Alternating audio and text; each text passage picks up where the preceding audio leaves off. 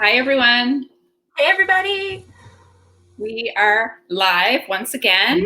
Yeah, and our fourth, Sam. This is our fourth chat. No, our fifth. No, our fourth. Fourth. It's our fourth. So we've officially been doing this for a month. And, this is the longest thing I've committed to during the pandemic, Michelle.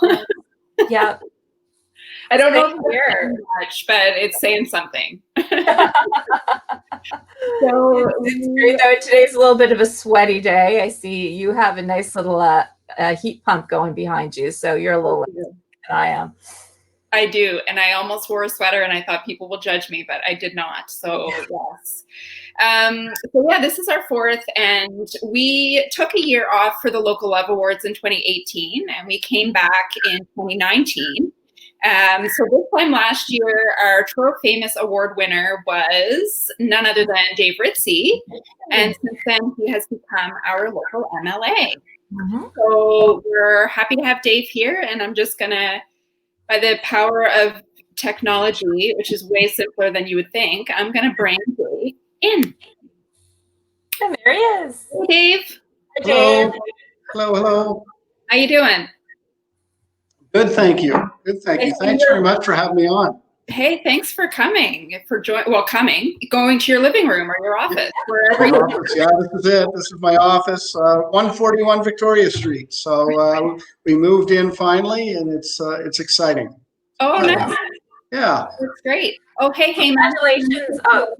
I was just saying congratulations on your on your swearing in yesterday, Dave, at long last. Yeah, you know what? It's the whole process. I was on the Sheldon McLeod show at 95.7 yesterday, and he said, "How's it feel? You get started finally in March." I said, "Getting started finally in March." I was acclaimed back in July of the end of July of last year, and then obviously Lenore resigned your seat in September. So I was sitting there, okay, well maybe this is going to be the time, and we're getting ready to go, and then it just kept going on and on and on. And when it hit January, I started getting phone calls from the caucus office, and then I was sitting there going, you know what, did I make the right decision to, run this? I'm sort of, wondering what I wanted to do. I really liked my job at the credit union. I truly did. And when it came time, when it was go time, an excellent campaign team. My chairs, the volunteers, whether it was from signs to, taking phone calls, my family, which you'll hear a lot. I'll be honest with you. My family plays a large role in whatever I do. My wife, Amber, and my two girls, Alexandra is the youngest, Addison is the oldest, as well as my mother, Betty. You know what? She came in every single day at 8 o'clock, didn't leave there until 9 o'clock every single day, Monday to Saturday. We took Sundays off during the election. It was just such a family affair. Yeah. And then, like I said, we had a good campaign team. Just really exciting. It was motivating. So I've been walking and knocking. I was walking and knocking on doors since probably the middle of August of last year. Wow. So it was really good starting to listen and hear what was out there. And then when March 10th hit, we went to my place, is where we'd seen the election results. Had Tim Houston, our leader there, and a few other colleagues, as well as my family and my two campaign managers. And we watched the election results. And you know what? You never count on these things if you don't know where they're going to go.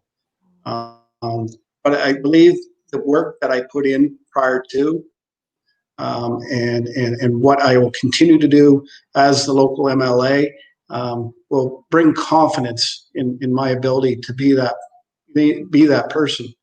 And I think truly that night we went. I think my only words in the speech really was wow. We had 150 people in the room at the Rath Eastlink Community Center.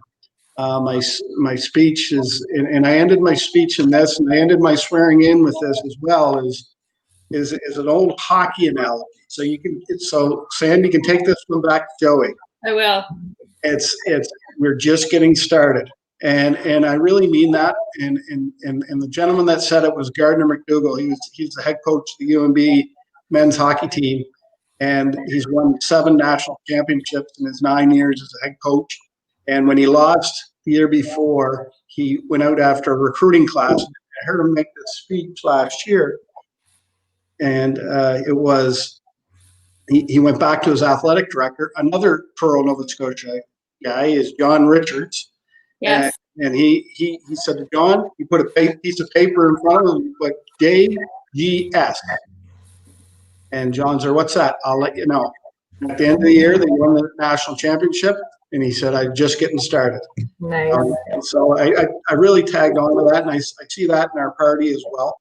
Yeah. And in our leader, Tim Houston. So I'm excited to be part of it. And, yesterday was the real deal. To answer, I know that's a long-winded answer, but to your question, Michelle, but excited, like really, really, I'm excited. Wonderful. And how soon, Dave, that would traditionally have happened long ago? It's because of the pandemic that it was a couple months later or 3 months later? No, it was just the premier. The premier had the final decision. Oh, okay. Yeah. So what had happened was basically with Lenore resigned in September. Then, of course, she was running federally, and the federal election was going on. So obviously, they weren't going to run the 2 elections together. Mm-hmm. So we were kind of hoping December, but then the more you thought about it, it's Christmas time, and people are tired of another election, that type of thing. And so the seat wasn't officially vacated until mid-September. Mm-hmm. So basically that's what it was. So we were just in preparation of possibly having that seat open up early in September, maybe, and then call the by-election then. But it didn't happen, and that's fine. It gave me more time on the doors, which I'm probably one of the very few that I loved it. Like it was like we're talking February snowstorms. It was sleet. It was rain. It was cold, and the other candidates as well. We're all out knocking on doors. I come in every day. I had 4 coats on. I'm sure you've seen some of the pictures on Facebook, and just I just love people. Like I love learning whether it's I call it good or bad, but it's what opportunities are out there. What are we missing on? Yeah. And I think we have to listen as politicians and as individuals in general. I think that's a good start. And even for me, it's about listening, it's about understanding, about being educated, not just come up with an answer within 24 hours and this is your position on it. It's you need to be educated. I think it's so important to be educated and learn, engage other groups, other people in that conversation. So you really understand, because it's always going to be that one question. So that's going to throw you off. So, but anyway, so that's your answer. It's so funny that you mentioned the importance of family. And I mean, if anyone follows you on social media, which I do, you absolutely see that. And when you first mentioned Amber and her support, I reminded myself of the awards this time last May. Yeah, that's right. We picked a terrible day, as it turned out, to host the awards because it was the same night as the food bank gala that's attended and whatnot. So you weren't able to be there.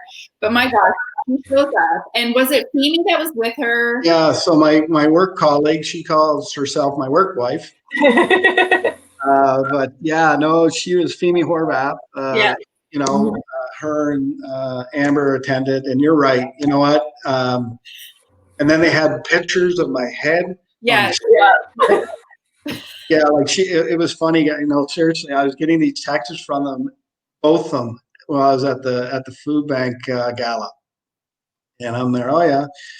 And then you won. I went, yeah, sure I did. Yeah. I sort of didn't believe them, right? And then they just like I didn't get that text until later on, and they walked through the door, and they had the trophy, and it was like Oh, so you just it was interesting. It was fun. It was that's fun. awesome. Yeah, Yeah. totally. No, They came in with total support. your face cut out, and they were holding them up in the audience. I think Amber brought it on stage as well when she. Yeah, she did. She did. We still have that picture. Yeah. We might have to resurrect that photo because I think it's pretty fun. It's a great photo. Absolutely. Absolutely. And you know what? Here in my office, I was decorating my office the last couple of days and to as much as I can right now. And I don't know if you can see my trophy up in the mantle here. Oh yeah. Yeah. So I always take it with me. So it's kind of neat. And it's right with my family, which obviously ties into this this award as well. So no, it's an exciting night, really. I mean, even food bank gala was fantastic. We had did some stuff with the food bank, and then and the local love and that award. We had a lot of fun with it, and I felt it was very rewarding, to be honest with you. Because I sit back and I evaluate it. Damn, I did do a lot here. Like, I mean, I've started. Listen, I worked hard, and it wasn't about the award. Someone recognized me, and they just took it off from there. It was more. How do I say it? It's the same reason why I get into this is that my father said it, and it's about he was inducted in the Hall of Fame, Colchester Sports Hall of Fame, here in Truro, and his comment stuck with me. But he I guess he instilled it in our family values. Always give back to your community. Find different ways to give back. Volunteer on a board. Volunteer, to help somebody out, and that caring piece of what my dad was about. Sometimes we didn't see it. Sometimes we did, but no, he had a heart of gold. Like he really did. And when he said that night, I can assure you the 200 people that were in the marigold that night and heard that come out of his mouth, I would say a good chunk of them, maybe 50% or more, really thought about it because they brought it to my attention whenever they seen me. Your father making that comment, he's so right. That's what my family is about. My grandfather, my grandmother, my uncles and aunts. It was always about giving back. And I think when I decided to run as the MLA, I really said, you know what? How can I help and make a difference? Yeah. And what that difference is. You know what? I still don't know what that is yet. I'm going to be educated, like I said, and I'm going to engage people in conversation. I'm sure they'll challenge me. I'll challenge them as well. But I need that motivation to really understand what the community really is needed in need for. That's definitely. Oh, sorry, Dave. You've definitely had a very challenging first few months as an MLA. If the election had been any later than May 10th, or March 10th, I fear the turnout wouldn't have been so good. Well, I can tell you, Michelle, to answer that question, we had that conversation. If the premier had called it even a week later, and we ran into this, I think we would have been right back into a new election, like new by-election. Because we'd be still sitting here today, we still wouldn't be able to have it. Now they're having the municipal elections come this October.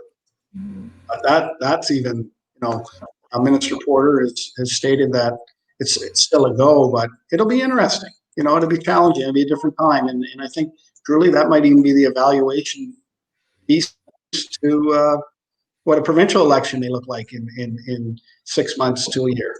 Yeah. It's hard to campaign if you can't shake a hand, right? Well, you know what, and that's you hit it bang. You know what? I'm a handshaker. I'm a hugger. I'm a high five, whatever. And just that's the type of person I am.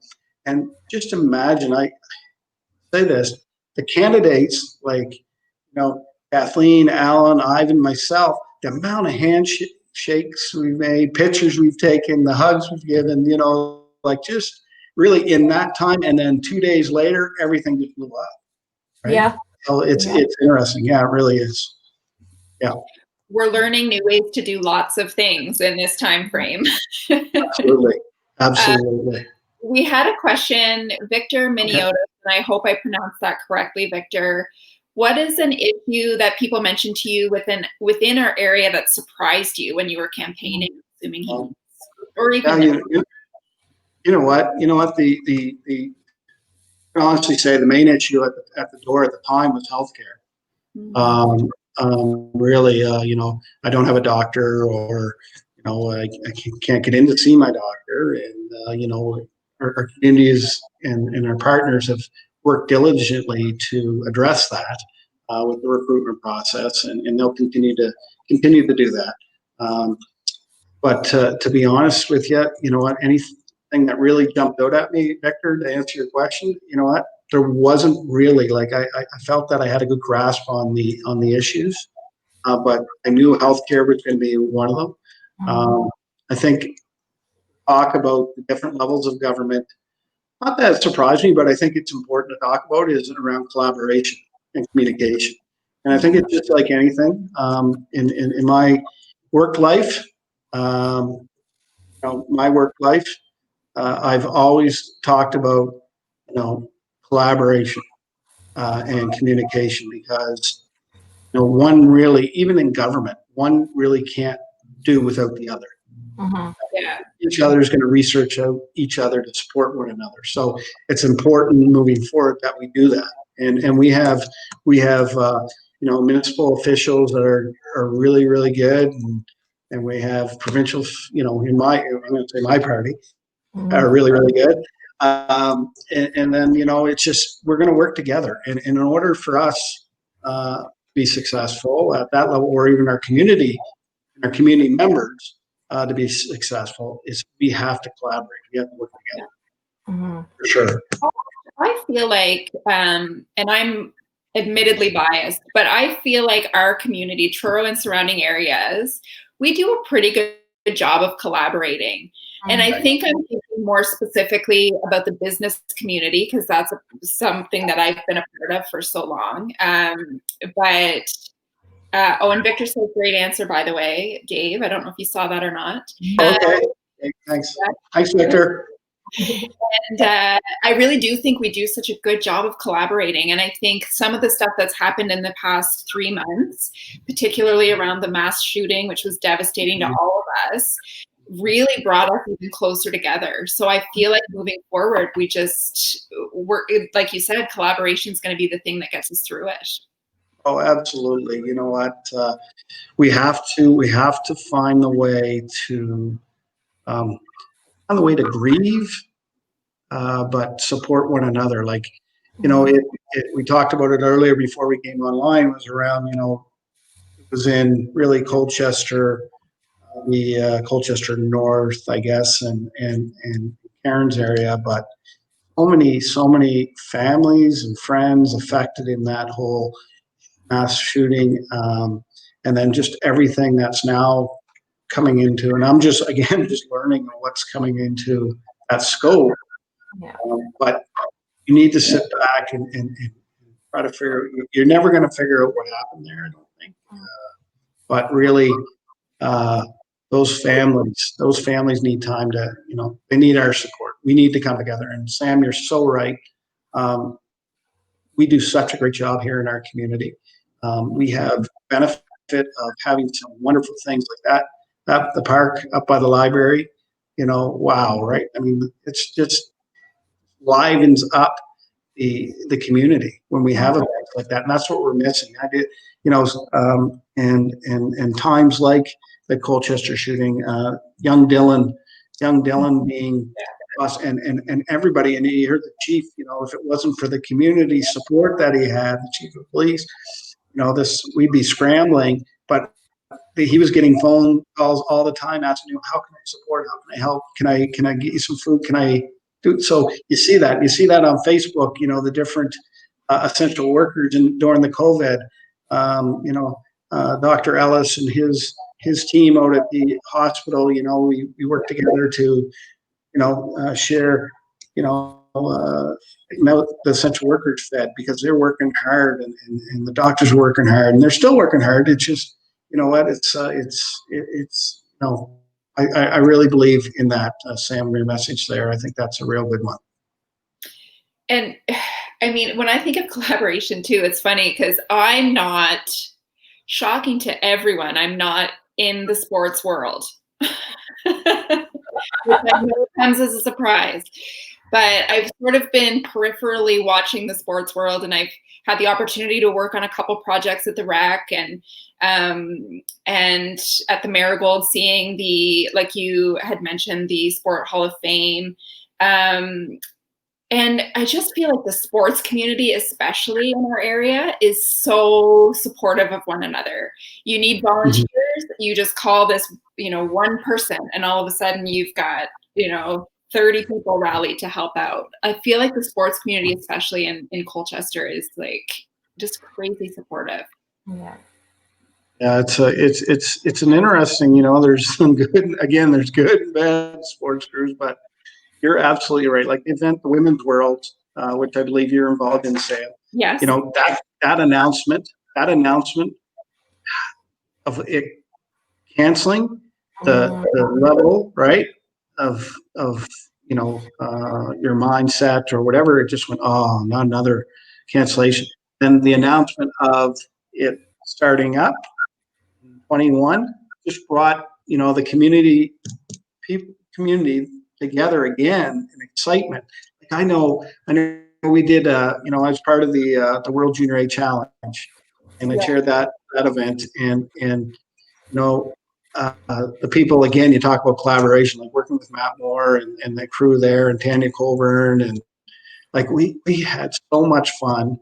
And Hockey Canada was a great partner, but the funny thing, you hear about the hockey side of it, but it was, did you see the Russian hockey players walking around town, their big red jackets, they're in the grocery store. I saw that guy, and that guy, it was kind of neat to hear that. And then, with the, Frida and Matt worked out, it was the year 150, right? The celebration of 150. So they had some cultural events. So we had, the drummers from Millbrook come in, and they did on the final day.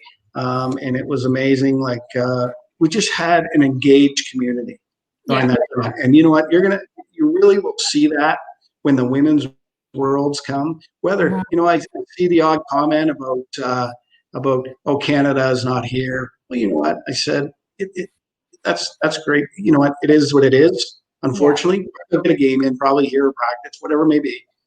But those other teams are pretty darn good. It's good hockey, and it's in a world event. It's a different culture. It's just, you're going to see a lot of different things during that event, and it's exciting because you know what? It's exciting from not only from the host committee and your community. It's exciting for those athletes. So the message of our team and from Hockey Canada was, make sure this event is the best event that these players and staff can ever remember. So, growing up, whether it was in school, whether it was in it's not a sport, if it was a play, or there's something that really touched you throughout your life that might not be, maybe it's not here, but maybe you were in Halifax, or maybe you're somewhere else, that this is the experience you had, you never forgot it. And to be truthful, that was, I think, the message was loud and clear when we put that event on, and obviously with Hockey Canada wanting to come back. Yeah, that's huge. Right, in a world-class event, like they could have went to the Dartmouth Sportsplex. They could have went to, like they did in the World Juniors, to Sydney for that second division. They could have did a lot of different things. And you know what? They said, this place is awesome, and let's keep it here. And the way Matt runs that facility, and his team there, is just, the facility itself is a first-class facility, and we would not have those types of events, concerts, or whatever it may be, without that facility. Yeah, and you mentioned Matt, of course, and Tanya Colburn. I mean, they're two of my favorite people to work with, and the World Junior A Challenge and the Down Syndrome Swimming Championship came to the biggest thing that came, I think, out of those events was the way, like you said, that the athletes felt. Like they were welcomed into the community. They were given like a big hug, and really supported throughout town, which I think was a large part of the success of those events. Obviously the ticket sales too, but as a small town, we're good at welcoming people as a small town. Like the teams that are here have a different experience than the teams that might be in Halifax, because Halifax is not a big city, but it's still a city. In Truro, we have a different kind of, we still have that excitement about people coming and, oh my God, they're coming to Truro. We have that excitement level. And I think everybody from the downtown businesses to individuals are so great at supporting those events and making sure that, people have a great time. Yeah, no, I agree, Michelle. And you know what, it comes to think of me, we had over 200 NHL scouts here. Wow. It was the highest number of NHL scouts in any World Junior A Challenge ever. Wow. They all wanted to come back to Truro. Every time I'd walk around the top corridor there, and I'm sure Matt or Nick or any of them would say the exact same thing. Someone grab them and say, listen, you got to find a way to get it back, because the next year event wasn't announced. So you got to get it back here somehow, because it's easy, right? Flying to Halifax, 30 minutes to Truro, and it's great. The other thing about that is we had it looked really cool on the final day. You had 3,500 people in the building. Hopefully the fire inspector's not listening to this right now. I think that might be a rough code. But anyways, I don't think it is. TSN Canada-US final. It was just amazing. A local girl, her son, I can't remember it off the top of my head, played for Canada West. So it's kind of neat. Like, it just was a real neat event to be part of. But you're absolutely right. The players, the coaches felt part of the community as well, even though they're from a different country, maybe didn't speak the language, English language. But you know what? They felt part of it. I know our host, like everything about it was fantastic. And Truro and Colchester deserved everything they're getting because they work hard at it, and this is a great place to live. Mm-hmm. And I think break, I'll call it, for lack of a better word, because of the pandemic, will give us a revitalization, I think, in our excitement for some of these events that will come in 2021 too, right?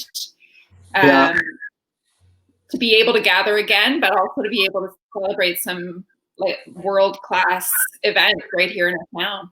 Yeah, no, exactly. You know what? And people look forward to it, and there's so much. I don't know what the word is, but so much excitement, I guess. Excitement for events happening. Truro expects it now, and people are coming to Truro now. We don't have to go to the larger cities to reap the benefits of these events. Like even with Derek's concerts and Derek Forsyth's concerts, and it's disappointing they're not happening this year. As well as there's other things that aren't happening.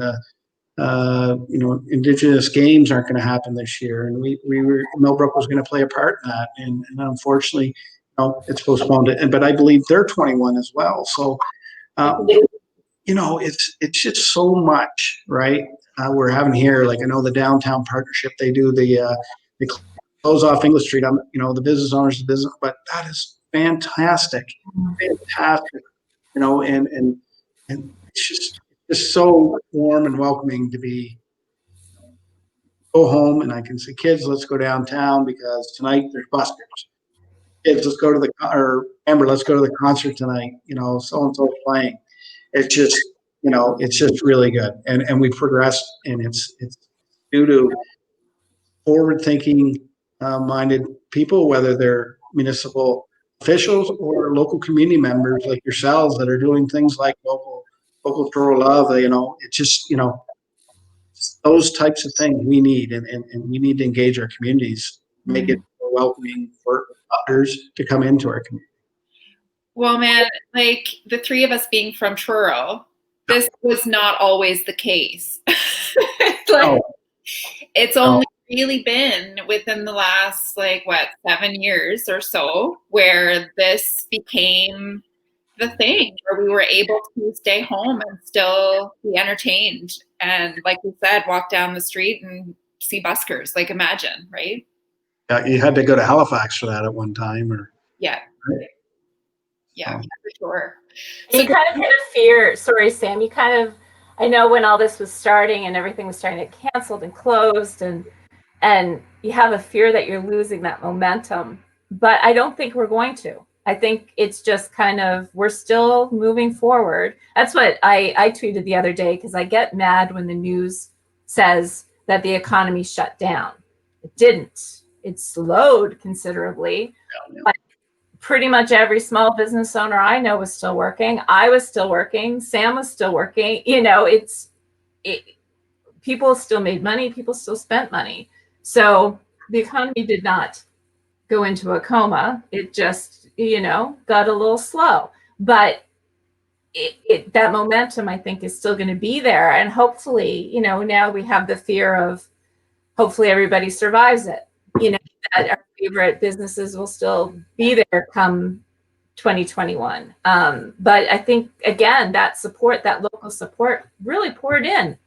People faced businesses doing things differently. And I mean, I know when Derek put up the patio outside the Nook, in May or the end of May, and I texted him, I'm like, do you know how happy just seeing that patio made me? And he's like, that was the whole point. You have to give people hope that there will be a patio season, and now there is one. So, right. Yeah. No, I agree with you. I like that word. Actually, I just wrote it down as hope, and that's exactly what you described there. Is you see a patio go up. Yeah. I think the business owners really worked hard at what they could do, because they're 2 feet into their businesses, and I mean, look at Home Apparel, look at Stanfield's, look at some others that just found innovative ways to continue their business, and I don't think it's gonna change. I could be wrong. I'm just guessing, but I think changing times, and so it's my mom keeps saying, she said to me actually in the car on the way down to my swearing in ceremony yesterday, she said to me, "This is good, David. I know people will see it as a somewhat of a negative, COVID-19, but maybe it woke some people up, right?" There's my hockey analogy, my coaching coming up, woke some people up, and really started for everyone to start thinking about, again, what's next, like what's the next possibility, right? Yeah.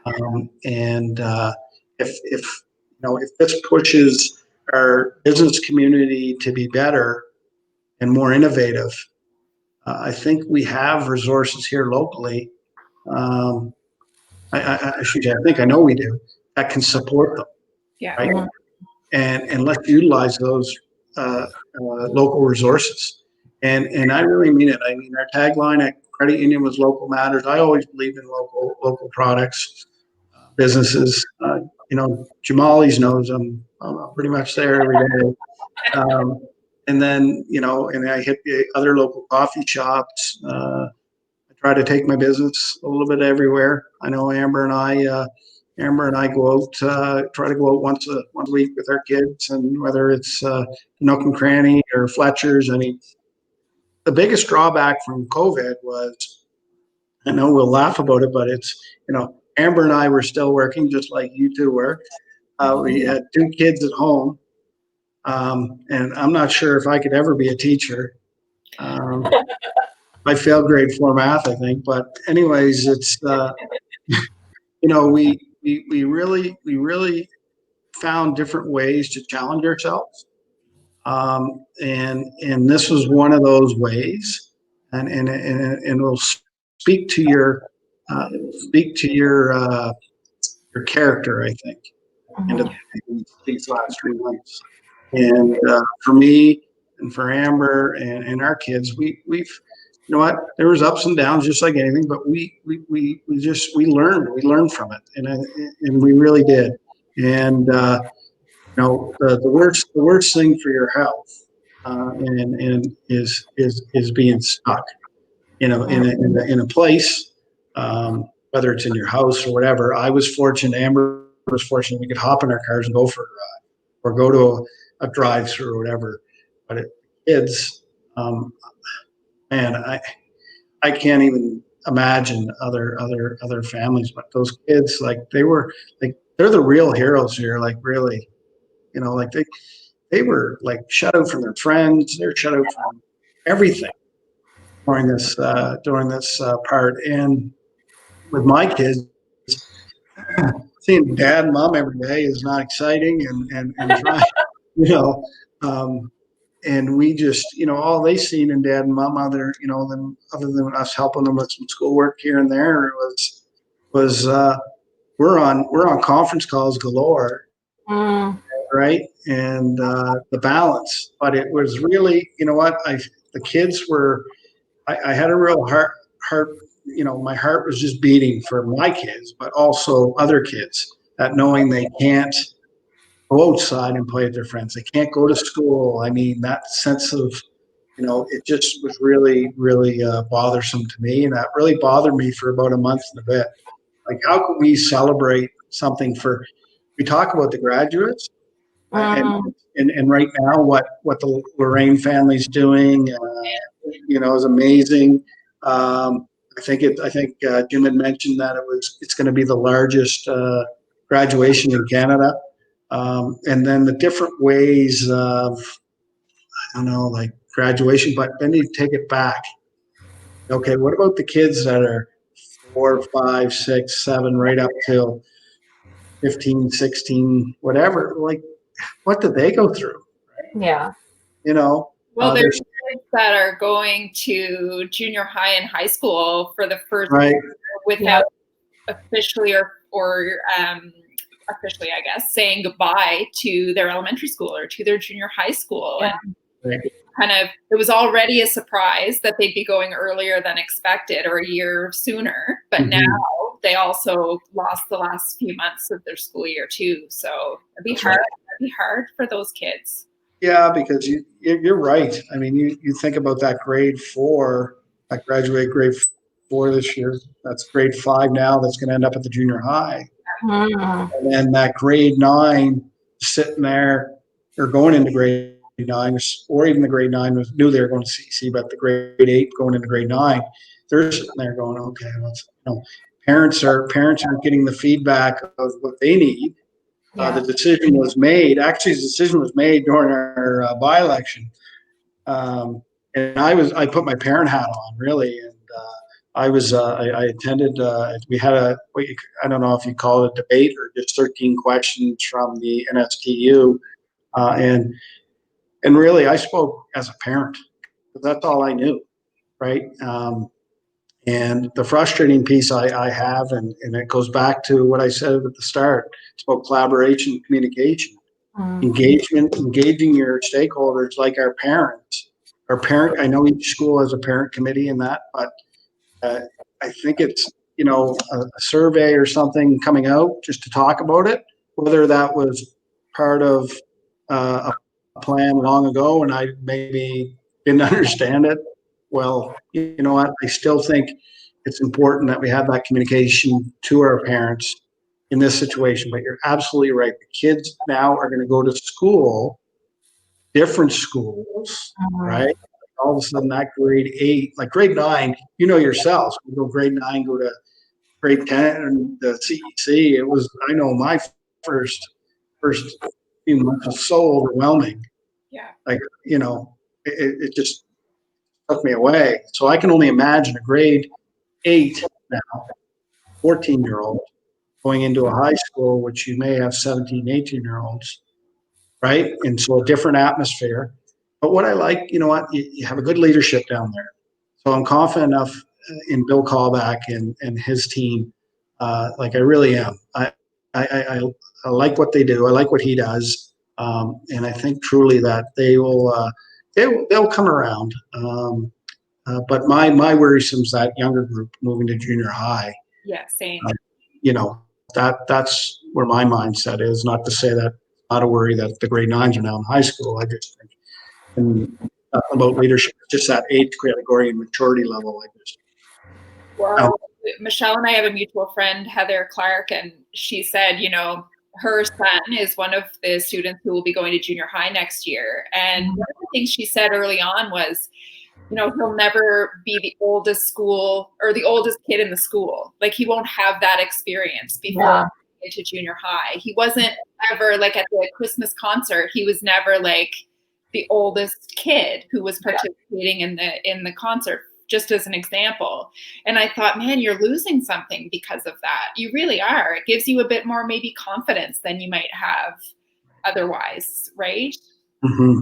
Mm-hmm. It's sad, I think. Yeah, for sure. So, Dave, I have a question for you. Sure. It's not going to be hard. I just made it sound like it was going to be. You have held roles. You've been a coach, you mentioned, with hockey. You've worked with the credit union. I met you back when you were with TD, I think, at the time. Yep. What are you taking from those roles that you're now using in your role as our MLA? Sure. You know what? That's a good question, Sam. I had before TD, I was with Tim Hortons for almost 15 years. Okay. Yeah, I was in the operations department corporately as well as the marketing department for the province. And what the values of hard work and really getting your hands dirty. I think that was what one thing I'm taking into politics. Mm-hmm. I'm going to work hard. I think my component of TD and credit union is it's about relationship building, developing partnerships. Again, it goes back to communication and collaboration, and really understanding what it looks like. It truly looks like, and those are the things. But my challenge. You keep telling me my challenge. I'm a person that likes the answer within 24 hours, but it doesn't work that way. On the other side of it, and I know how hard it is to get the answer.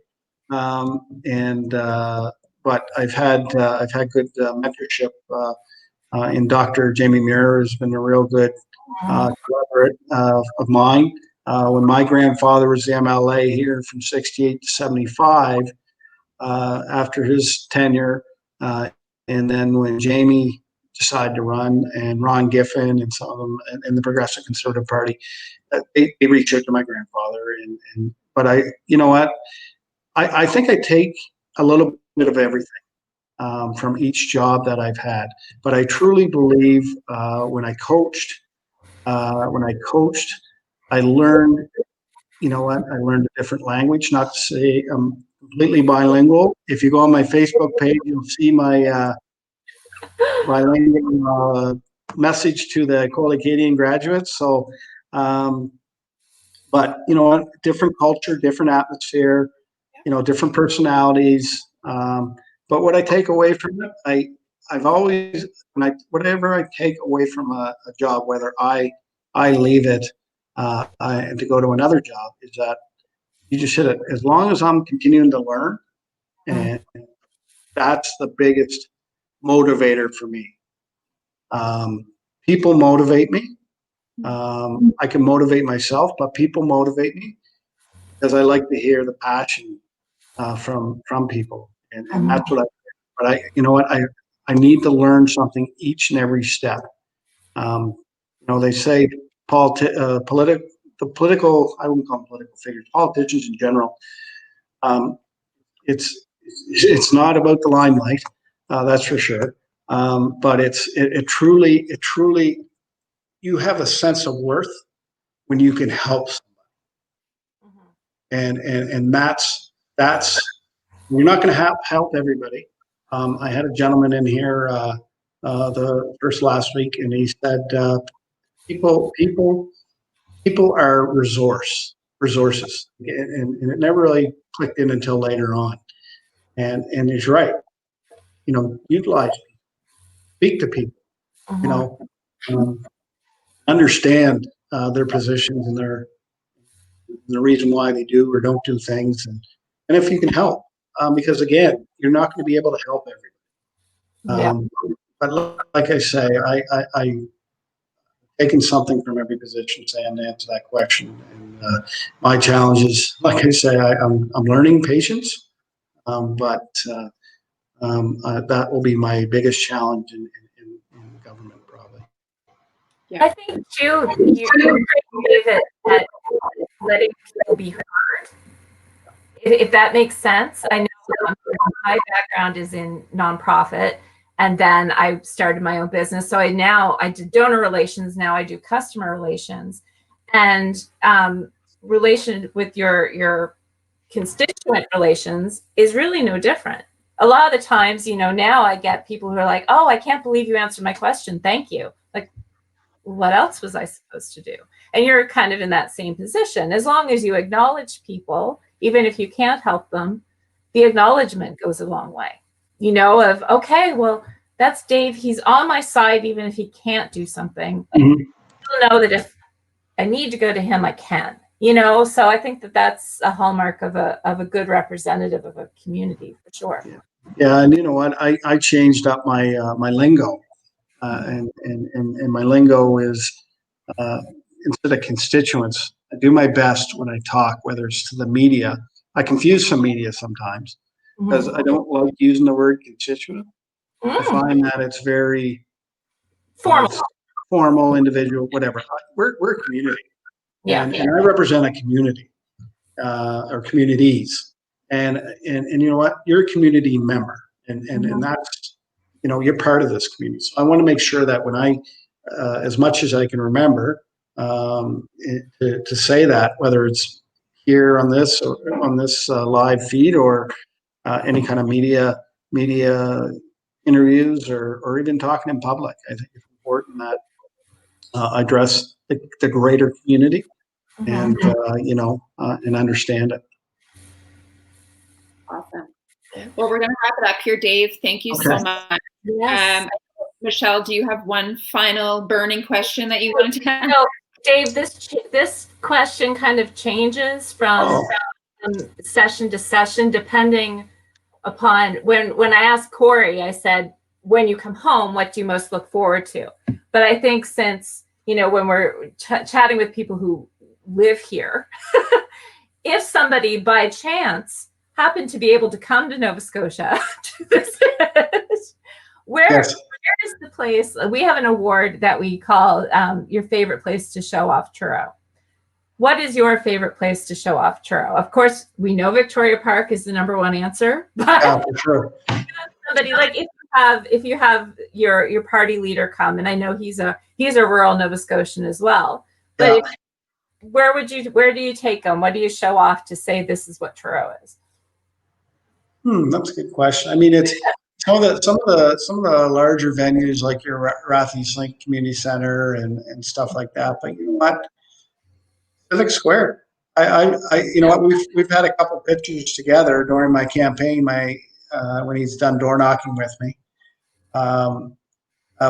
we've gone there. We've gone to the library, and you know what, my kids love the library.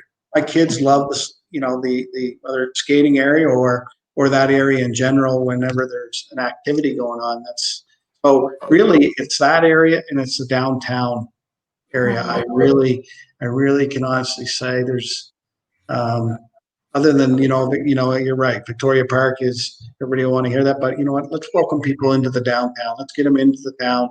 Let's get them to see the town, because we have a beautiful. We really do. We sure do. You're fire over here, man. Yeah, no, absolutely, and it's just. Yeah, no, but you know what? If I can leave anything, and I want to leave it,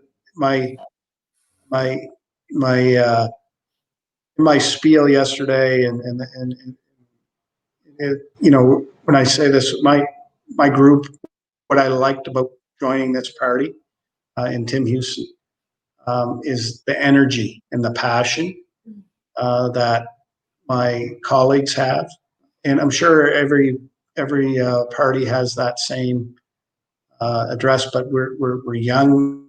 I still consider myself young, energetic. We're investing our time to improve the betterment for not only my community, other communities of all Nova Scotians. And I think having my family involved has been high level. Like it's been incredible. Like my mom's a brisk 70. I'm going to call it. I won't even say her final number, but Don't say her age. Anyway, she was a rock star. And my wife and my kids, I can't say enough about my family and the support.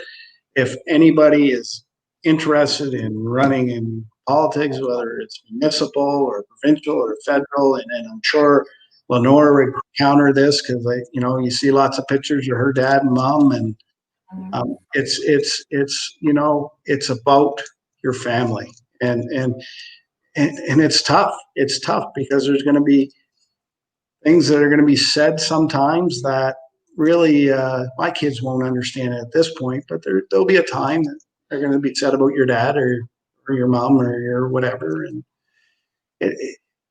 unfortunately it is what it is, and it's you gotta make time for your family, and I think that's, if any message I can give right now to anyone, that would be my first message.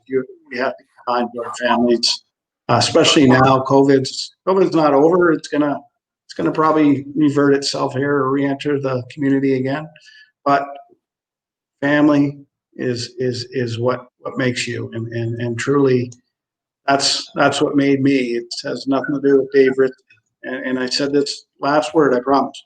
The night of the election, I said, yes, I won, but this is for the community and for my association. This is not about me. This is about me and my family. I want you to enjoy this. Same as yesterday. I want you to enjoy it. That's why I waited, because just to let you know, my counterpart that won in Cape Breton, we both had the opportunity to do it virtually during in. She took that opportunity to do it virtually, and that was her choice. And I said, I really sat and thought about it. I said, my family's not going to enjoy this. My mom can't come up to my house. This is not about anything really other. So I called Tim, and Tim called me back. We talked a little bit, and I know that I couldn't do certain things because I wasn't sworn in, but I said, no, I'm going to wait. And he said, good decision. And we waited yesterday, and he actually said to me, man, you're so right. My family was so excited yesterday. It was all 10 minutes. They were excited. So it was important to them just as much as it was, somewhat about me, but it was more important to them for me to experience that, because you don't get to do that all the time. And I'm so happy to do that. I'm so happy to represent this community, and so thankful that you asked me to come on. I really, really mean that. And hey, I'm at 141 Victoria Street is where my office is. I have a CA. Michaela Carroll's my new CA, a local girl. And she and I are going to learn together. And she's really, really grabbed onto the role. So we're excited. I'm excited to get going, and I think we're going to see some light here now with the Atlantic bubble opening. So we're going to see some things. But listen, you guys are doing a bang up job. Oh, thank you. Yeah, no, seriously, thank you. Dave, we really appreciate it. And if there's anything ever that I can help and support, please don't. I'd love to sit down and chat about it anyways, and see if we can do something. Awesome. All right. Thanks, Dave. Thanks so much. Thank you. And hopefully we'll run into each other in person sometime soon. Absolutely. All right. Thank you. Thank you, guys. Take care.